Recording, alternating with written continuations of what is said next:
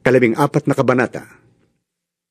Isang araw ng pamamahinga, si Jesus ay inanyayahang kumain sa bahay ng isang pinuno ng mga Pariseo at binabantayan nilang mabuti ang kanyang mga kilos. Lumapit kay Jesus ang isang taong minamanas, kaya tinanong niya ang mga Pariseo at ang mga dalubhasa sa kautusan. Naaayon ba sa kautusan ang magpagaling sa araw ng pamamahinga o hindi?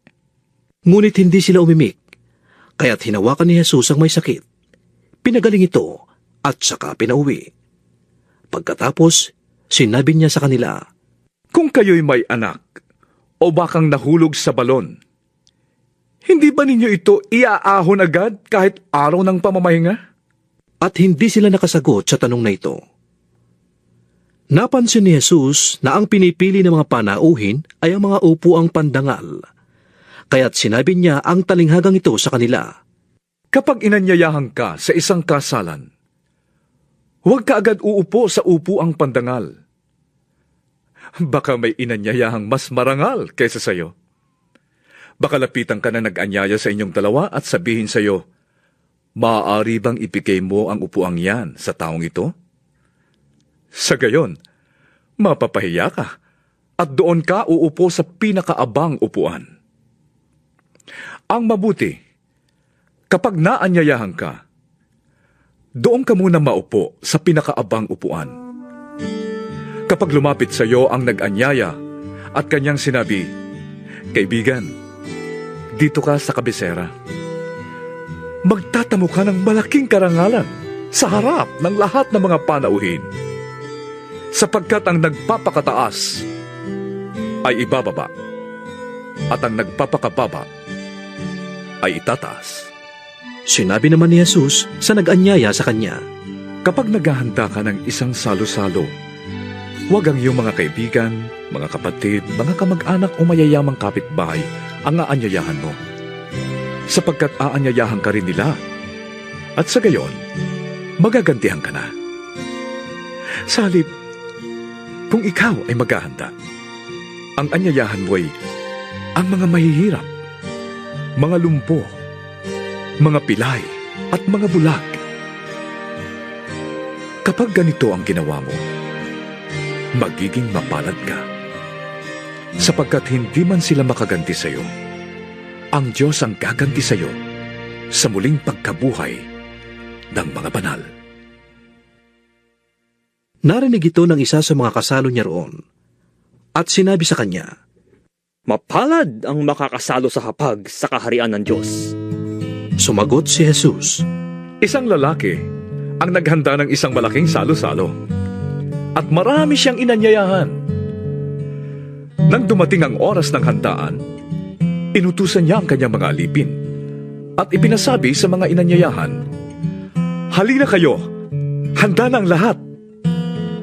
Ngunit, nagdahilan silang lahat. Ang sabi ng una, nakabili ako ng bukid at kailangan ko itong puntahan. Kayo na sana bahalang magpaumanhin sa akin. Sinabi naman ng isa, nakabili ako ng 5 pares na torong pang-araro at kailangan kong masubukan ng mga yon. Kayo na sanang bahalang magpaumanhin sa akin. Sinabi naman ng isa pa, ako'y bagong kasal, kaya't hindi ako makakadalo. Bumalik ang alipin at ibinalita ito sa kanyang Panginoon. Naggalit ang Panginoon at sinabi sa alipin, Madali, lumabas ka sa mga lansangan at makikipot na daan ng lunsod at isama mo rito ang mga mahihirap, mga lumpo, mga bulag at mga pilay. At sinabi ng alipin, Panginoon, nagawa ko na po ang iniutos ninyo, ngunit maluwag pa. Kaya't sinabi ng Panginoon sa alipin, Lumabas ka sa mga lansangan at sa mga daan at pilitin mong pumarito ang sinumang makita mo upang mapuno ang aking bahay.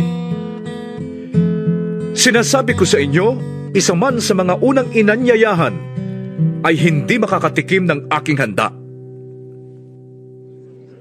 Sumama kay Jesus ang napakaraming tao.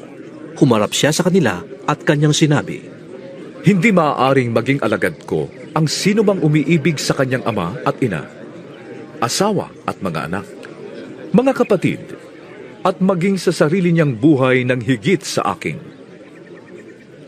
Ang ayaw magpasa ng sarili niyang krus at sumunod sa akin, ay hindi maaaring maging alagad ko.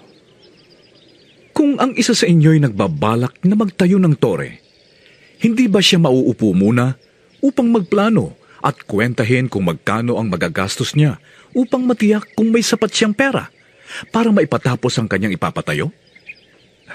Baka matapos mailagay ang mga pundasyon, ay hindi naman mayari ang tore. Siya'y kukutyain lamang ng lahat ng makakakita niyon. Sasabihin nila, ang taong ito'y nagsimulang magtayo, ngunit hindi naman naipatapos. O sinong hari na makikipagdigma sa kapwa-hari ang hindi muna mauupo upang pag-aralang mabuti kung ang 10,000 kawal niya ay maisasagupa sa kalaban na may 20,000 kawal. At kung hindi niya kaya, malayo pa ang kalaban, ay magsusugo na siya ng mga kinatawan upang makipagkasundo. Gayon din naman, hindi maaaring maging alagad ko ang sino man kung hindi niya tatalikuran ang lahat sa kanyang buhay. Mabuti ang asin. Ngunit, kung ito'y mawala ng alat, paano pa ito mapapaalat na muli? Wala itong kabutihang maibibigay sa lupa o kahit sa tambakan man ng dumi. Kaya't ito'y itinatapon na lamang. Makinig ang may pandinig.